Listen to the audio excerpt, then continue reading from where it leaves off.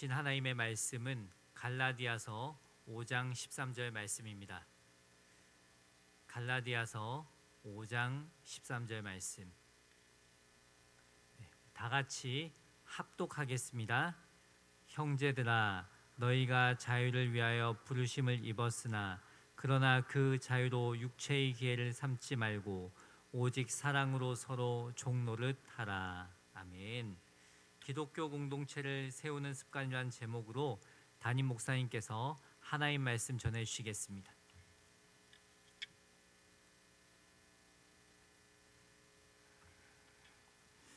저희들이 한 열상 목사님들이 한 20년 이상 형제같이 지내면서 이제 여름 되면 한번 부부간에 모이는 시간이 있어요. 그래서 이번에는 태안에서 모였는데 가니까 이제 젊은 목사님들이니까 거기 인도 잔디를 잘 깔아놓고 족구장이 있더라고요. 그래서 가자마자 족구를 하자고. 그래서 공 2번 찼는데 뚝 소리가 나요. 그래가지고 다리 인대가 파열됐다고. 그래서 좀 이렇게 서 있기가 힘들어서 오늘 사회를 최 목사님에게 봐달라고 부탁을 드렸습니다. 저희들이 3번째 말씀이에요. 기독교 공동체를 세우는 습관. 모든 성도들 그러지 않겠어요? 어떻게 하면 정말 우리 교회가 정말 교회다운 교회, 안 믿는 사람들이 교회에 왔을 때 정말 교회 오고 싶다, 여러분 그런 교회 만들어야 되지 않겠어요? 또 정말 예수 믿는 가정이라면 안 믿는 가정과 정말로 예수 믿는 가정은 이렇게 서로 섬기고 사랑하는 가정이구나, 이것을 보여줘야 되지 않겠어요? 그래야 안 믿는 사람들이 예수 믿고 싶다. 예수 믿는 가정, 정말 교회는 세상의 교제와는 달라야 돼요.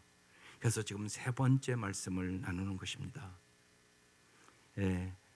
오늘은 그래서 오직 사랑으로 서로 종노릇하라, 그 말씀을 봉독했어요. 오늘 우리의 사회가 군중은 있어도 만남이 없는 시대예요. 또 교회도 큰 교회일수록 잘못하면 예배는 있어도 참된 교제가 없어요. 여러분, 저희 교회는 사실 큰 교회가 아닌데도 이름도 모르잖아요. 이름도 모르는데 무슨 형제예요? 이름도 모르는 형제가 있으세요? 그러니까 우리가 말로만 형제라고 그러는 거예요. 그러니까 이런 것들을 우리가 새롭게 변화시켜 나가야 돼요. 그렇지 않으면 말로만 교회지 무슨 교회예요 그게요? 그래서 연속적으로 말씀을 깊이 나누는 겁니다. 어떻게 하면 교회 안에 참되고 따뜻한 공동체를 세울 수 있을까? 어떻게 하면 정말 우리가 모일 때 초대 그리스도인들처럼 한 마음이 될 수 있을까? 초대교회는요, 정말로 가정에서, 거리에서, 카타콤의 지하에서 서로 만나 큰 교제를 나눴거든요. 어느 카타콤의 벽에 이렇게 기록되어 있었어요. 우리가 가진 것은 없습니다. 우리는 고통에 시달리고 있습니다. 그러나 우리는 이곳을 떠나지 않을 것입니다. 왜냐하면 우리에게는 사랑할 사람들이 있기 때문입니다. 정말 터키 갔을 때 카타콤 갔어요. 거기서 가서 그냥 예배 드리는데 눈물 나대요. 여기서 우리의 믿음의 선배들이 그 지하에서 정말 얼마나 많은 핍박과 고난 속에 신앙을 지키며 예배를 드렸을까, 그 생각하니까요 저절로 눈물이 나던데. 유진 피터슨은 현실 하나님과의 세계에서 우리에게 이렇게 말합니다.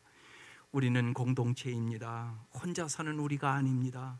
우리는 공동체 속에서 태어나며 공동체 안에서 살아가며 공동체 안에서 죽습니다. 인간의 존재는 혼자가 아니며 혼자로 충분하지 않습니다. 오늘 말씀에 갈라디아서 5장 13절 한 절을 봉독할 때는 꼭 마음에 새기시라고 한 절 봉독합니다. 형제들아, 너희가 자유를 위하여 부르심을 입었으나. 주님이 우리에게 자유를 주셨거든요. 죄악에서의 자유, 사탄에서의 자유, 지옥에서의 자유를 줬단 얘기예요. 그러나 그 자유로 육체의 기회를 삼지 말고 오직 사랑으로 서로 종노릇하라. 오늘 나눌 이 세 가지 그래서 공동체 형성의 습관은 서로 섬기는 것에 대한 것이에요. 어떻게 하면 우리가 서로 정말 종된 모습으로 살아갈 수 있을까? 어떻게 하면 정말 우리의 가정 공동체에서 교회 공동체에서 서로 섬기며 사랑하며 살아갈 수 있을까? 그 얘기예요. 그래서 오늘 세 가지 다시 말씀을 드리려고 해요. 그래서 7번째예요. 보고하는 자세로 서로 섬기라. 야고보서 5장 16절이 대표적인 말씀이에요. 그러므로 여러분은 서로 죄를 고백하고 서로를 위하여 기도하십시오. 그러면 여러분은 낫게 될 것입니다. 의인이 간절히 비는 기도는 큰 효력을 냅니다. 보노페가 성도의 공동생활이라는 유명한 책에서 서로 성도들의 잘못을 고백하십시오. 자신의 죄를 형제 앞에서 고백하는 사람은 그가 더 이상 혼자가 아닙니다. 그는 다른 사람의 실존 앞에 하나님의 임재를 그때 경험합니다. 여러분, 우리가 목장 모일 때마다 이런 고백이 있습니까? 이런 고백이 있어야 되거든요. 내가 한 주 동안 돌아보니까 내 아내한테 잘못한 것 같아. 막 소리도 지르고 내 쓴빨대로 했거든. 뭐 이런 게 있어야 돼요. 내가 돌이켜 보니까 남편에게 너무 함부로 한 것 같아. 앞으로 잘해야 되겠어. 뭐 이런 거요. 저는 한 주간 동안 정말 다리 한쪽 아픈 게 이게 장애라는 게 이게 얼마나 고통스러운가. 안 아파봤으니까요. 예. 교회 걸어오는데 20분 걸렸어요. 5분 걸리는 거리를. 예. 그래서 참 일상의 삶이 얼마나 감사한지 걸어 다닐 수 있다는 거. 오늘 이 시간 이렇게 쓸 수 있다는 것도 지난 월요일 날 그래서 15일 날 다쳤거든요. 월요일 날 30분을 쓸 수 있나 새벽 예배 일부러 해봤어요. 그러니까 힘든데 그냥 쓸 수 있겠더라고요. 그래서 이번 주일 날 수술을 미루고 주일 지키고 수술해야 되겠다 그렇게 생각을 했습니다.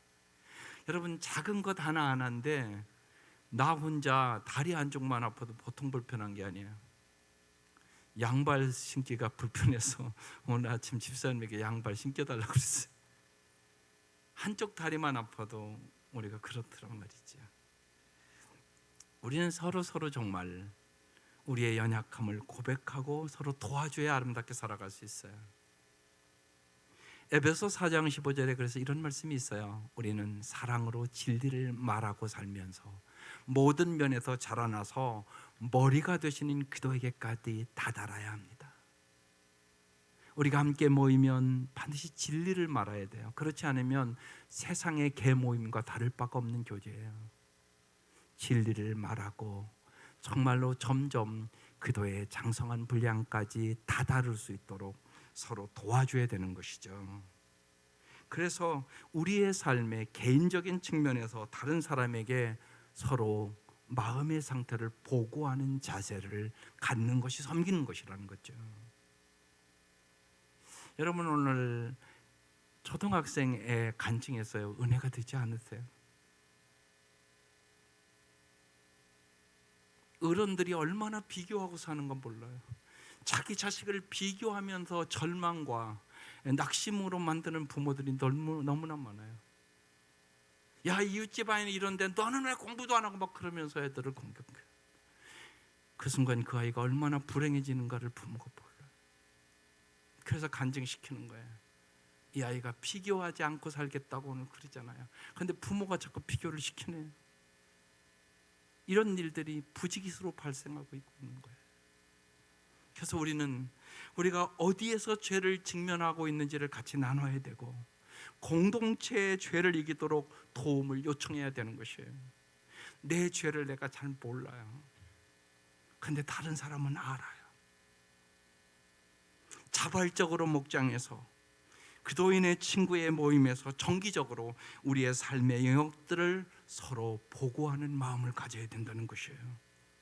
내가 요새 삶의 균형을 잡고 살아가고 있는 것인지, 내가 너무 일 중독의 사람은 아닌지, 나는 정말 영적으로, 정신적으로, 정서적으로 건강을 잘 유지하고 있는 것인지, 나는 주 안에서 참된 쉼을 얻고 있는 것인지, 나는 정말 성의 유혹에 나는 자꾸만 이끌려가고 있지는 않은지, 나는 돈을 정말 잘 사용하고 있는지, 이런 것들이 우리의 인생에 수많은 문제들로, 여러분 가정에 있는 문제들이잖아요.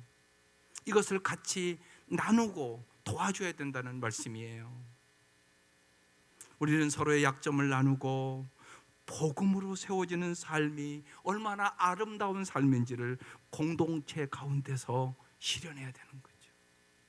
그래서 우리를 성도로 부르신 거예요. 히브리서 3장 13절에 그래서 이렇게 말씀해요. 오늘이라고 하는 그날 서로 권면하여 아무도 죄의 유혹에 빠져 완고하게 되지 않도록 하십시오. 사람은 누구나 빠질 수 있단 말이죠.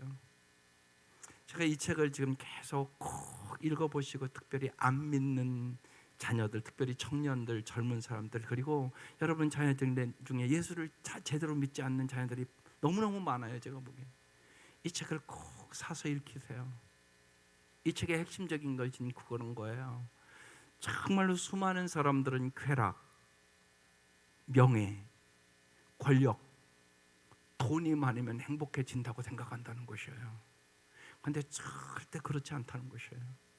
하나님의 무한하신 조건 없는 사랑을 경험하고 하나님이 주시는 삶의 의미와 목적을 아는 사람이 진짜 행복하다는 것이에요. 그런데 수많은 사람들이 쾌락, 명예, 권력, 돈이 많아지면 행복하다고 착각하고 살아간다는 것이에요.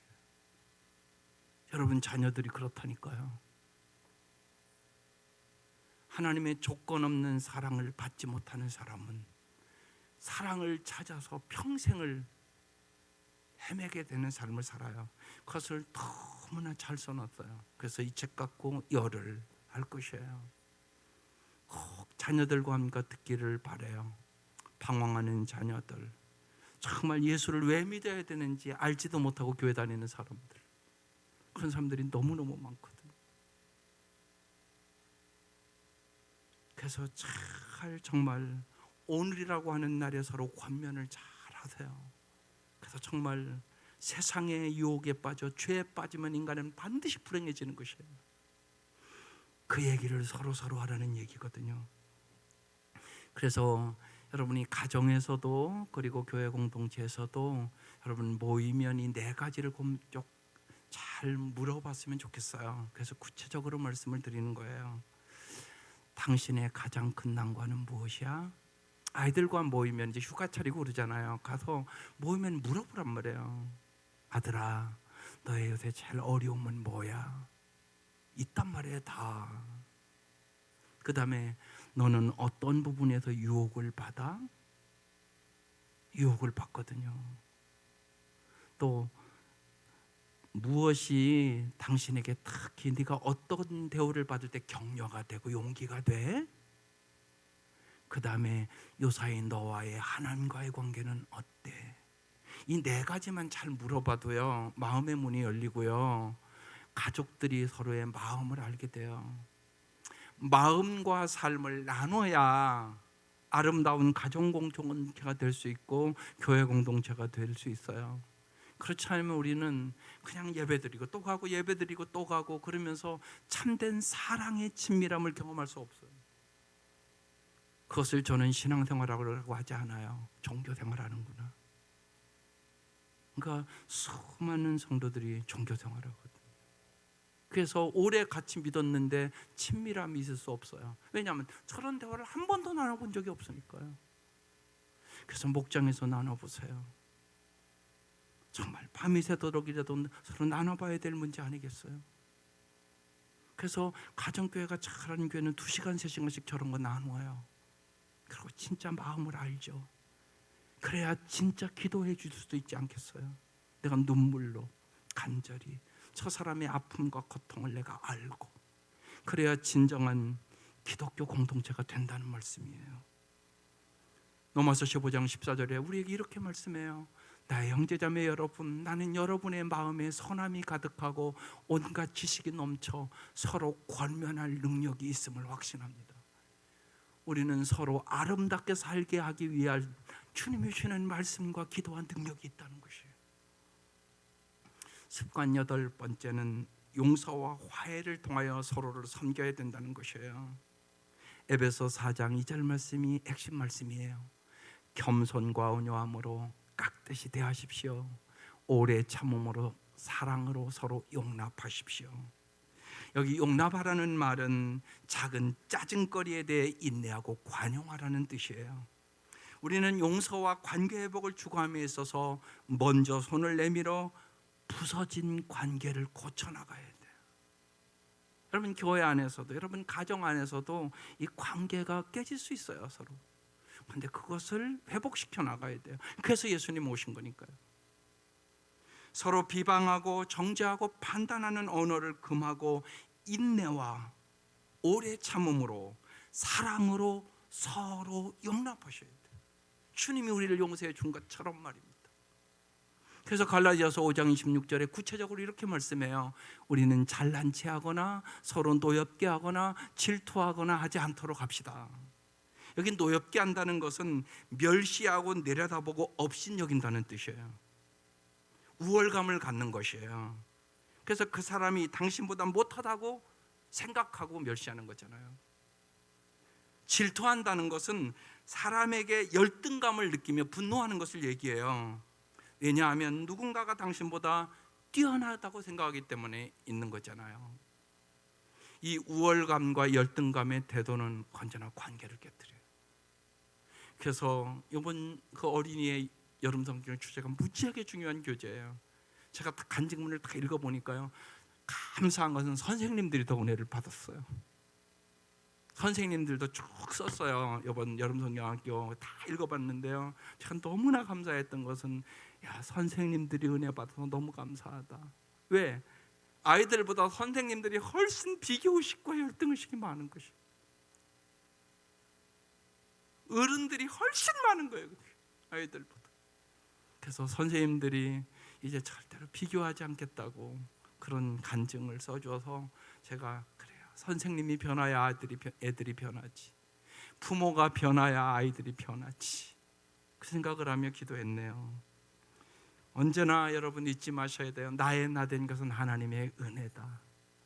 내가 남보다 잘할 수 있다면 하나님의 은혜 더 받아서, 여러분 그 생각을 언제나 잊지 마셔야 돼요.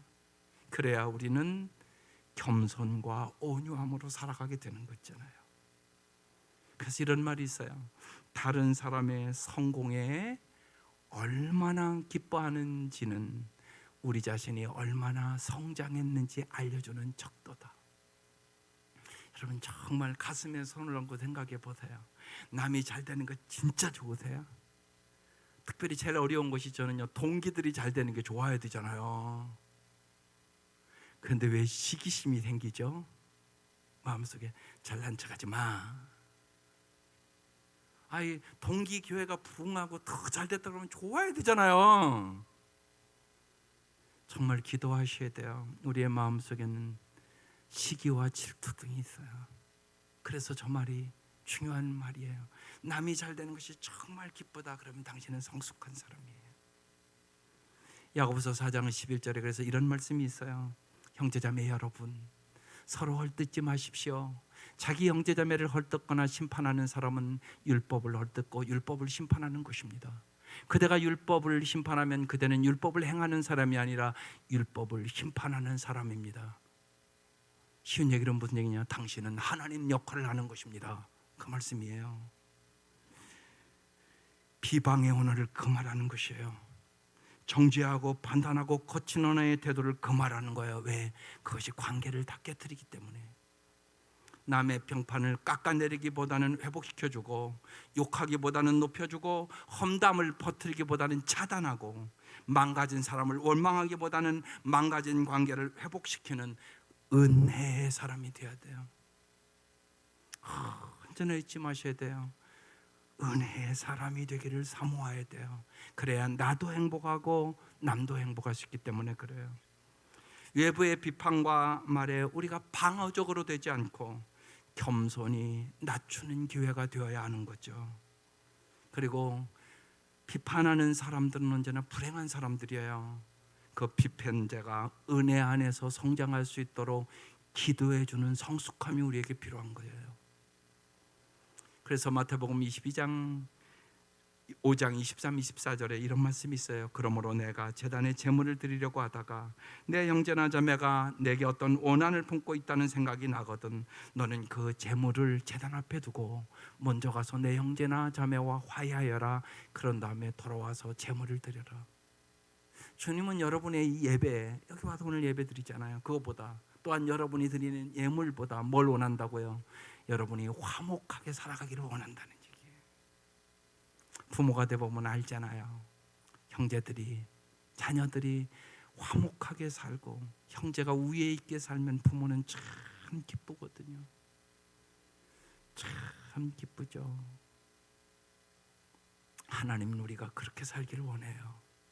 그래서 마태복음 18장에도 이렇게 말씀해요. 내 형제가 너에게 죄를 짓거든 가서 단둘이 있는 자리에서 그에게 충고하여라. 그가 너의 말을 들으면 너는 그 형제를 얻은 것이다.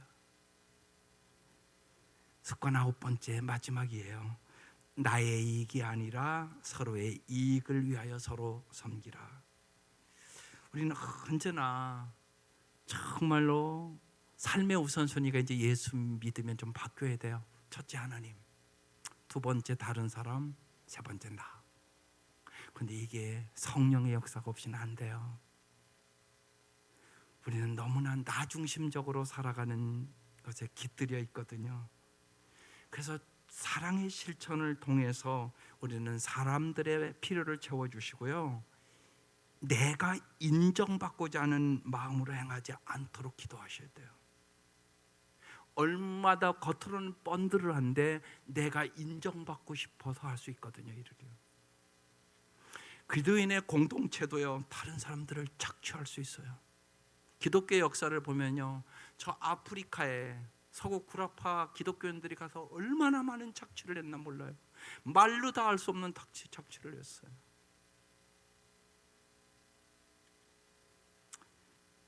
예를 들면 자신이 다른 사람에게 꼭 필요한 존재가 되게 하는 것, 이것이 깊이 생각하면 착취예요. 이것은 다른 사람으로 하나님을 의지하지 않고 사람을 의지하게 만들기 때문에 그래요. 여러분 꼭 잊지 마세요. 자녀들을 기르면서도 마찬가지예요. 부모를 자꾸 자라도 의지하면 걔는 마마보이가 되는 거잖아요. 아름답게 살아갈 수 없어요. 정서적으로, 물질적으로, 영적으로 그들은 받으려고만 할 뿐 나눠줄 줄을 모르는 사람이 된단 말이죠. 엊그제 식사하러 우리 권사님 댁을 갔어요. 근데 권사님이 그 얘기를 해서 참 마음이 찡했어요. 손자가요, 할아버지 생신이라고요, 편지를 이쁘게 써가지고 거기다가 하트도 그리고 그림도 그리고 거기다가 10만 원을 넣어가지고 걔 10만 원은 100만 원이에요. 할아버지 건강하시라고, 나를 잘 돌봐줘서 감사하다고. 그거 받고 할아버지가 안 울겠어요? 얼마나 마음이 뜨거웠겠어요. 여러분 꼭 가르치셔야 돼요. 아이들을 정말로 부모를 효도하는 거, 남에게 베푸는 거, 남을 배려하는 거 어렸을 때부터 잘 길러줘야 돼요. 그래야 아름다운 삶을 살아가게 되는 것이에요. 우리는 너무 교만하여 공동체가 필요하지 않다고 하거나 너무 채워줌으로 사람을 의지하지 않도록 하셔야 돼요. 하나님을 의지하도록 가르치는 것이 진짜 잘 가르치는 거라는 말씀이에요. 우리의 상처는 대부분 하나님을 하나님으로 알지 못하고 사람을 사람으로 알지 못해서 생기는 상처예요. 사람은 믿음의 대상이 아니에요. 언제나 사랑하고 용서해야 할 대상이에요. 정말로 오직 주님만이 우리에게 참 만족을 주시는 분이세요. 주님만이 우리를 정말로 조건 없이 사랑해 주세요. 주님만이 우리의 삶의 의미와 목적을 뚜렷하게 주세요. 이 땅에 오셔서 보여주신 것이에요. 예수님이 그래서 우리에게 요한복음 2장 24절에 이렇게 말씀을 하세요. 그러나 예수께서는 모든 사람을 알고 계심으로 그들에게 몸을 맡기지 않으셨다. 죄를 배반할 거 다 알으셨단 말이에요. 그는 사람에 대해서는 어느 누구의 증언도 필요하지 않으셨기 때문이다. 그는 사람의 마음속에 있는 것까지도 알고 계셨던 것이다. 주님은 알고 계셨어요. 베드로가 3번 부인할 것도 알고 계셨어요. 우리는 우리 주변의 사람들이 어떻게 그들을 닮은 모습으로 세울지 서로 공동체 안에서 의도적으로 격려하고 기도해야 된다는 말씀이에요. 로마서 15장 1, 2절에 이렇게 말씀해요. 믿음이 강한 우리는 믿음이 약한 사람들의 약점을 돌보아 주어야 합니다. 우리는 자기에게 좋을 대로만 해서는 안 됩니다. 우리는 저마다 자기 이웃의 마음에 들게 행동하면서 유익을 주고 덕을 세워야 합니다. 오늘 갈라디아서 5장 13절을 함께 읽었어요.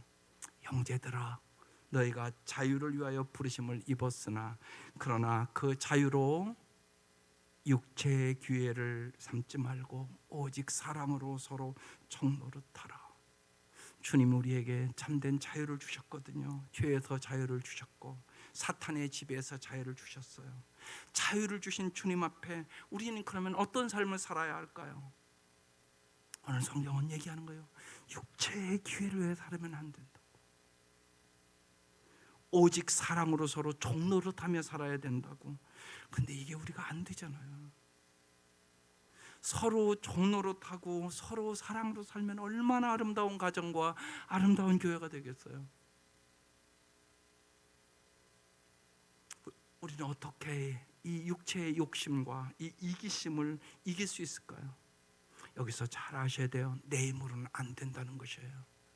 그래서 오늘 찬양단에서 성령에 대한 찬양 부른 거예요. 오직 성령을 따라 행할 때만 돼요. 갈라디아서 5장 16절에 기록해 놨어요. 내가 이르노니 너희는 성령을 따라 행하라. 그리하면 육체의 욕심을 이루지 아니하리라. 오직 우리가 정말 사랑하면 서로 종로로 살 수 있어요. 사랑하면 잘해주고 싶잖아요. 여러분 결혼하기 전에 연애 걸 때 생각하면 알잖아요. 예, 남자가 잘해줘요, 안 해줘요? 잘해줘요. 진짜 종로로 대줘요. 사랑하면 그렇게 할 수 있는 것이에요. 그런데요, 연애할 때는 그렇게 사랑할 것 같잖아요. 결혼해서 살아보니까 똑같아요? 여기서 우리가 잘 아셔야 돼요. 우리에게는 아가페 사랑이 없어요. 그래서 로마서 5장 5절 말씀이 날마다 우리가 가져야 되는 말씀이에요. 우리에게 주신 성령으로 말미암아 하나님의 사랑이 우리의 마음에 부음받아야 돼. 그래야 정말 서로 오직 사랑으로 종노릇하며 살아갈 수 있게 되는 것이에요. 내 힘으로는 안 되는 거예요. 얼마나 이기적이고 자기중심적인지. 그래서 정말 하나님의 무조건적인 사랑, 삶의 의미와 목적을 청년의 때 얼마나 뚜렷하게 알으면 좋을까. 그래서 우리 청년들 100% 좀 이거 사서 읽으라고 제가 공부를 해요. 사람이 살면서 얼마나 많은 사람을 지배했느냐는 것은 전혀 중요하지 않은 문제예요. 하나님이 우리에게 원하는 것은 얼마나 많은 사람을 섬겼느냐, 그것이 으뜸되는 비결이라고 우리에게 가르쳐 주셨잖아요. 그래서 주님이 십자가에 앞두고 돌아가시기 전날도 사랑하는 제자들의 발을 씻어줘요. 가룟 유다의 발까지 씻어주신 것이에요. 그래서 D.L. 무디가 유명한 얘기를 합니다. 한 사람의 인생을 평가할 때 그가 얼마나 많은 종을 거느리고 살았느냐는 중요한 것이 아니다. 중요한 것은 그가 얼마나 많은 사람에게 종 노릇을 했느냐이다.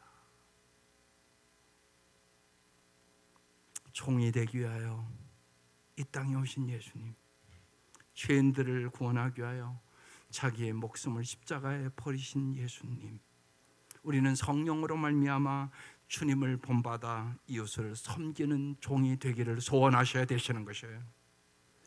우리는 지난 3주 동안 크게 세 가지 말씀을 나눴어요. 정말로 서로에 대하여 인정하는 삶을 살자. 그것이 습관 세 가지예요. 서로 강점과 능력과 재능을 긍정하자. 기도 안에서 다른 사람의 동등한 중요성을 인정하자. 보이도록 정말로 애정을 통하여 서로를 인정하도록 표현하자. 두 번째는요, 서로 나누는 것에 대해서 말씀을 나눴어요. 서로의 공간과 물건과 시간을 공유해야 정말 가족이라는 거예요. 서로에 대한 필요와 생각을 공유해야 되는 것이, 서로의 신앙과 생각과 영성을 공유해야 우리가 참다운 하나님의 가족, 특별히 여러분의 가정에서도 진정한 가족이 돼요. 오늘 세 가지 나눈 거예요.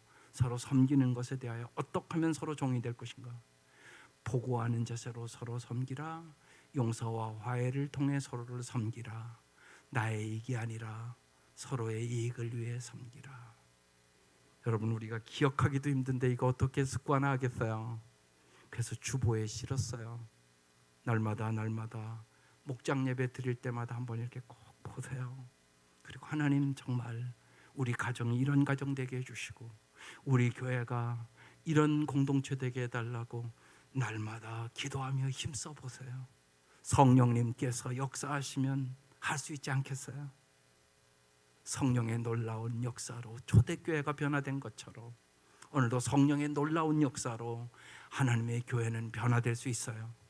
이 은혜가 우리 성도들의 가정과 우리 교회의 임함으로 구원의 수가 더해질 수 있기를 주의 이름으로 축원합니다. 기도드리겠습니다.